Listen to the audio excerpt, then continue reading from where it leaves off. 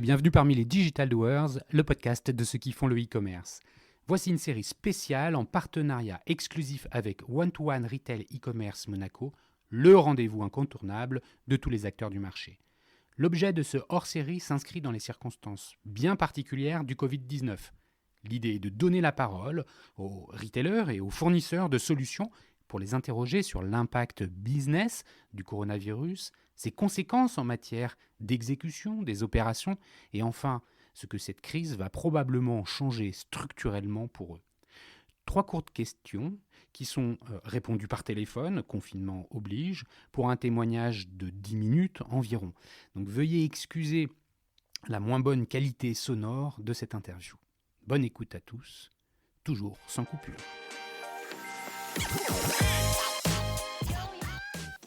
Bonjour, aujourd'hui nous recevons dans ce hors-série Grégory Nicolaïdis, le fondateur et CEO de You Love Words, qui produit des contenus premium pour ses clients.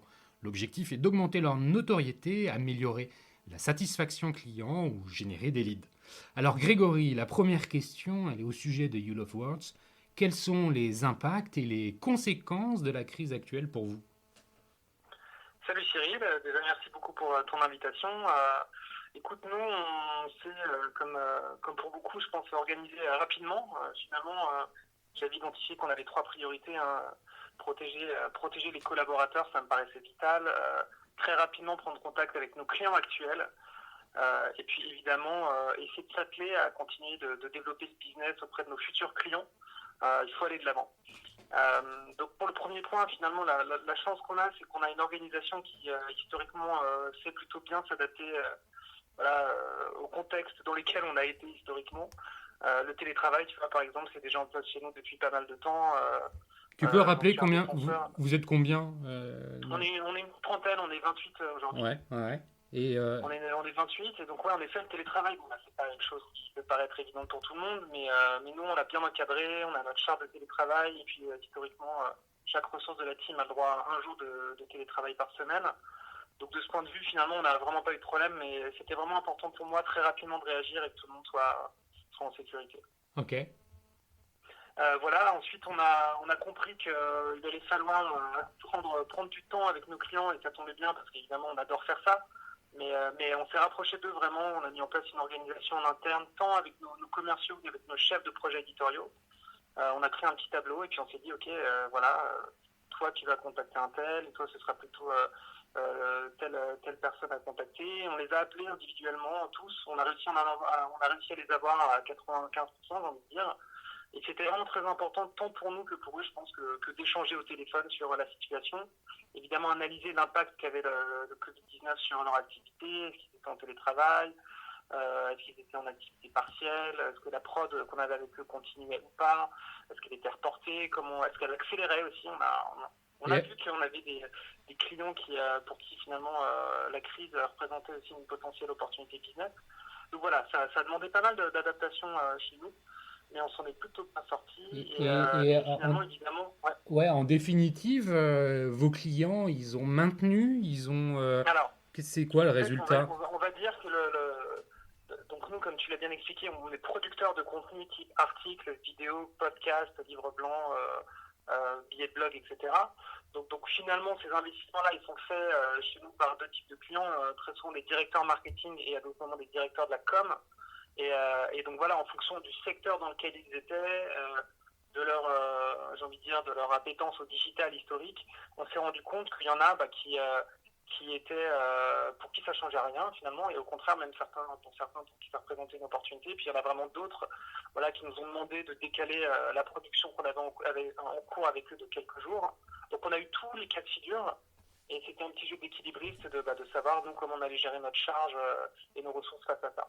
Finalement, le mois de mars, il se conclut comme étant un mois à peu près normal ou Alors non, non, franchement, ça a été un mois assez rock'n'roll, et évidemment, on a vu qu'on avait à peu près la moitié quand même de nos clients qui étaient soit à l'arrêt, soit fortement impactés par le Covid. Mais on a la chance, c'était un peu une décision qu'on avait prise. Initialement plutôt par richesse éditoriale qu'autre chose, mais on a la chance d'avoir des clients dans différents secteurs et tout ce qui est santé, pharma, tech aujourd'hui par exemple sont des secteurs assez forts chez nous sur lesquels on a encore beaucoup de clients actifs et qui nous commandent encore pas mal de contenu. Bah, Ce n'est pas le cas évidemment de 100% de nos clients, notamment les retailers qui sont quand même beaucoup plus impactés, bien sûr. force est de reconnaître, que d'autres. Bah, tu fais une super transition sur la seconde question, en fait, effectivement, et qui est importante, c'est côté marché.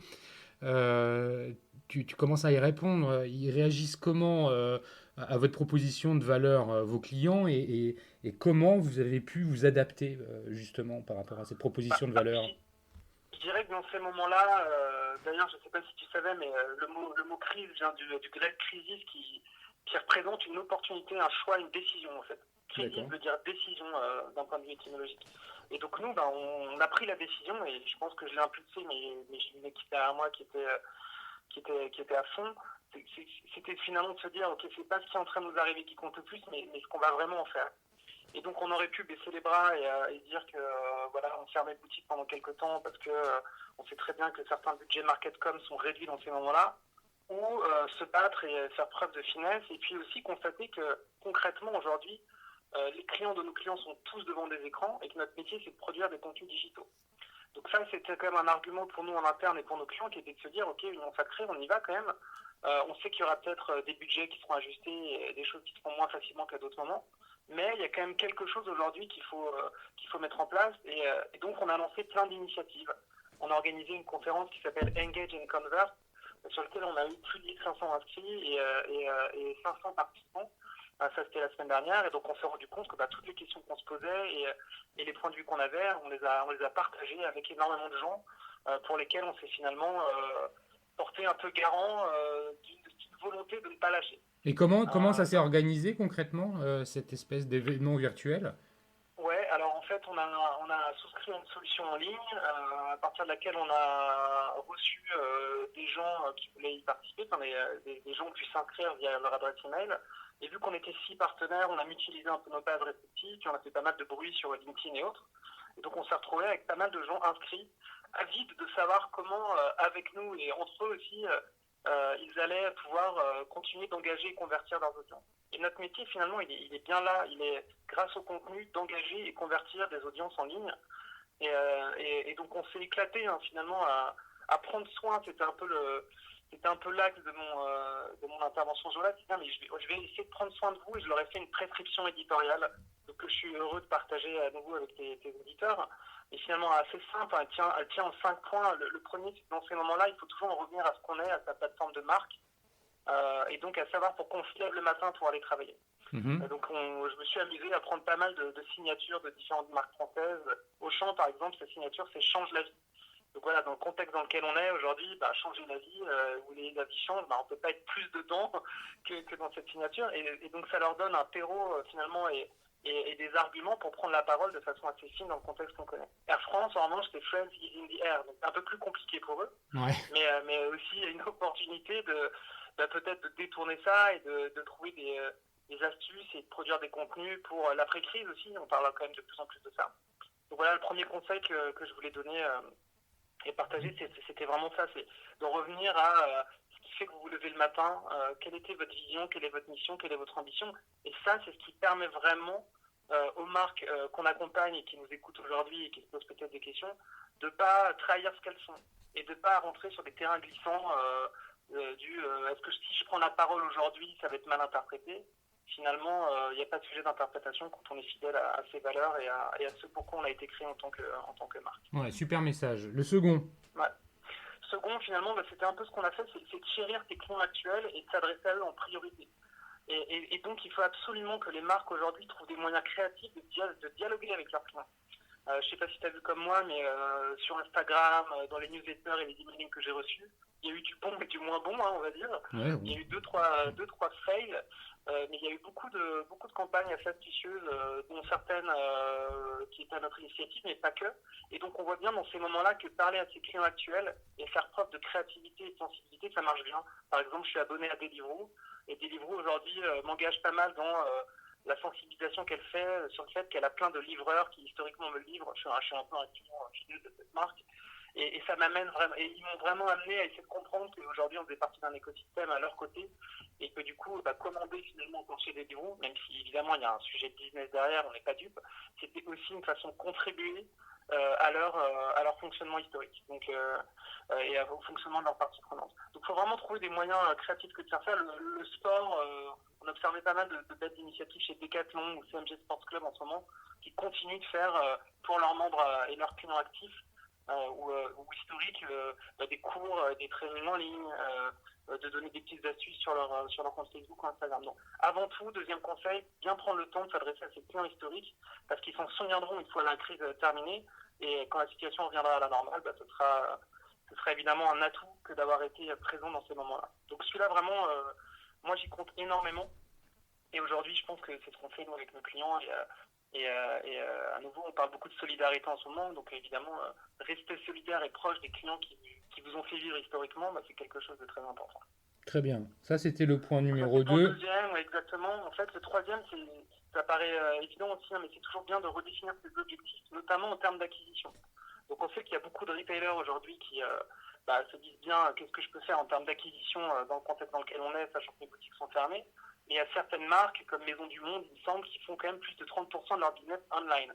Donc je suis pas sûr à 100% du chiffre, mais je sais que Maison du Monde, puis plein d'autres retailers sont aujourd'hui en mesure de continuer d'engager la conversation avec leurs clients, donc de continuer de faire de l'engagement et de la conversion auprès de ces clients-là grâce au digital. On a vu qu'il y avait pas mal de sociétés, notamment dans l'immobilier, dont les boutiques sont fermées, qui ont énormément de visites aujourd'hui sur leur site web, avec des personnes qui sont en train de réfléchir, parce qu'elles ont le temps à ça, à leur prochain achat. Et donc, il est très important dans ces moments-là d'avoir des sites qui fonctionnent bien, avec des formulaires parfaitement construits. Et je pense qu'il y a quand même pas mal de sociétés qui, aujourd'hui, si elles travaillent bien, pourront faire de la conversion en ligne et continuer de faire des ventes et ou de préparer l'après-crise quand on sera, comme on l'espère tous, déconfinés. Donc celui-là, très important aussi, je pourrais en parler pendant des heures, mais bien redéfinir ses objectifs et peut-être affiner un peu ce qu'on appelle des critères de performance ou des KPI. On sait toujours qu'ils doivent être spécifiques, mesurables, appropriés, réalistes et timés. Ça, c'est très important que les marketeurs que nous sommes, j'ai envie de dire, ajustent un peu ces KPI-là parce qu'on ne peut plus être sur les mêmes critères qu'on l'était il y a quelques semaines. Donc ça, c'était mon troisième conseil. Le quatrième, c'est de dire qu'il faut se lancer, en fait, finalement. Il faut éviter de revendiquer ce qu'on fait aujourd'hui quand on est une marque par le contenu, mais il faut construire et essayer d'être remarqué en étant à nouveau fidèle à ce qu'on est.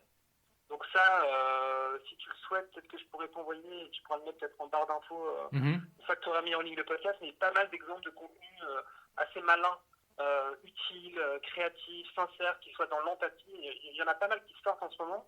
Et je pense que les sociétés qui feront preuve d'effort sur cette créativité-là arriveront à sortir du lot et continueront de se développer du mieux possible. Très bien, envoie. Je mettrai dans le lien.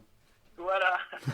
Et dernière, pour finir rapidement, évidemment, c'est d'activer. C'est-à-dire, une fois qu'on s'est lancé, qu'on a produit des contenus, il faut les mettre en ligne. Il faut absolument mesurer ce qui se passe et ensuite accélérer. Et pourquoi pas via des campagnes sponsorisées ce qui se passe. Donc, à nouveau, pour les retailers brick and mortar, comme on les appelle, c'est pour moi ça le sujet, que de se dire, pour leurs équipes digitales, peut-être, comment est-ce que je peux mettre en ligne des contenus? Il faut tester ça auprès de ses collaborateurs. À nouveau, on est dans un contexte nouveau pour nous tous. Si on ne s'assure pas que ce qu'on va mettre en ligne et qui peut faire écho et résonance sur les réseaux sociaux n'est pas un peu sécurisé en amont, on prend un petit risque. Mais donc voilà, dans ces moments-là, se rapprocher de ces talents internes, de ses collaborateurs et lancer, tu sais, ce fameux projet qu'on a tous, à savoir faire de l'advocacy.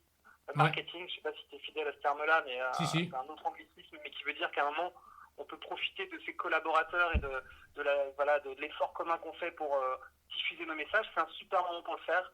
Donc moi, j'invite vraiment tout le monde aujourd'hui à faire preuve de créativité sur ces contenus et évidemment ensuite à s'appuyer sur ses collaborateurs pour les diffuser, sur ses réseaux sociaux, via des réseaux d'influence aussi. On a eu comme invité récemment Cold Square, qui est une société qui est spécialisée dans le marketing d'influence et qui veut aujourd'hui qu'il se passe des choses très intéressantes sur la diffusion de ses produits et de ses services via des influenceurs dans un contexte où on est tous confinés et à nouveau tous devant nos écrans. Donc voilà, ça c'était un peu pour mes 5 petits ouais, c'est hyper intéressant, Grégory. Je les relayerai dans le message de description du podcast. Ça permettra à chacun de prendre le temps de digérer ces 5 conseils. Toi, est-ce que tu vois déjà à ton niveau comment les choses vont peut-être structurellement changer en sortie de crise, que ce soit pour ton entreprise ou plus globalement pour le secteur d'activité qui est le tien? Écoute, c'est encore tôt pour le dire peut-être, mais pour faire écho à ta question et y répondre, je pense que je vois trois choses. La première, c'est que je trouve que on est tous amenés, qu'on soit des startups, donc pour nous c'était entre guillemets peut-être plus évident que pour d'autres sociétés, en l'occurrence des grands comptes ou des structures un peu plus traditionnelles, on a tous été amenés à digitaliser nos process. Et donc nous, tu vois, on fait énormément de comités digitaux, d'ateliers chez nos clients, soit pour lancer des collaborations, soit pour se poser ensemble sur des journées un peu d'idéation. On appelle ça un creative day chez nous, par exemple. Mhm. C'est des journées où on se rapproche. En fait, se rendre compte que cette relation humaine, on ne veut surtout pas la perdre, et je pense qu'elle restera vitale pour nos sociétés et nos clients, nos partenaires, nos collaborateurs, mais finalement se rendre compte qu'un bon comité édito sur un site de type Zoom ou Lightstorm ou Google Hangout, ça marche quand même pas mal et ça permet aussi à tout le monde de gagner un peu de temps en déplacement. Et donc je pense qu'il y aura une digitalisation de nos process qui sera accrue sans se substituer à 100% à l'accompagnement humain dont on aura vraiment besoin. Je pense que c'est ce qui nous manque le plus aujourd'hui. Et donc ça, voilà, dans mon métier, celui que je fais avec mes content stratégiques qui sont mes chefs de projet éditoriaux, je me rends bien compte qu'aujourd'hui on arrive à assurer un accompagnement vraiment de très haut niveau en travaillant à distance et loin physiquement de nos clients. Bon. Donc ça, je suis assez curieux de voir quelle forme ça prendra une fois qu'on sera déconfiné, mais je pense qu'il y aura un peu plus d'ateliers qui seront à distance.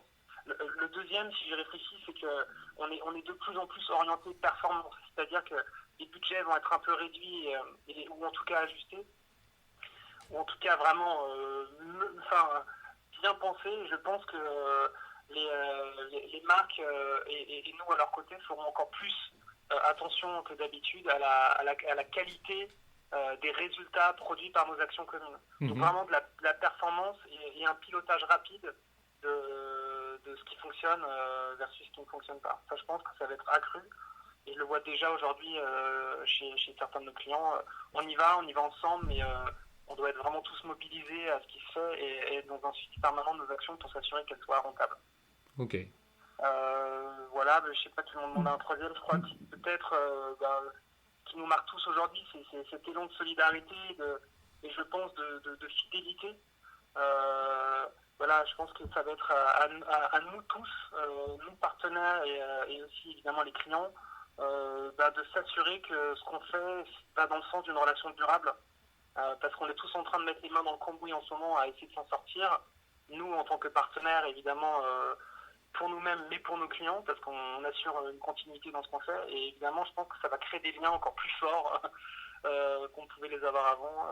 Donc cette relation de confiance, elle est très importante à mes yeux. Et je pense qu'elle va être renforcée ces prochaines semaines. Bah écoute, j'aime bien finir sur des messages positifs comme cela, on en a tous ça. besoin, ouais, c'est bien. Merci Grégory, merci. Je t'en prie, merci à toi. Merci pour la qualité de cet échange et puis d'avoir partagé un peu ces premiers retours d'expérience sur les conséquences du Covid-19. Merci à vous tous qui écoutez les Digital Doers dans cette période de confinement et puis bien sûr, merci à Comexposium, organisateur de l'événement One-to-One Retail e-commerce de Monaco, d'avoir permis à mes invités et Grégory aujourd'hui de prendre la parole et partager leur témoignage avec nous. Si vous avez besoin ou envie de m'envoyer des messages, vous pouvez le faire directement sur le site lesdigitaldoers.com. Merci et à bientôt.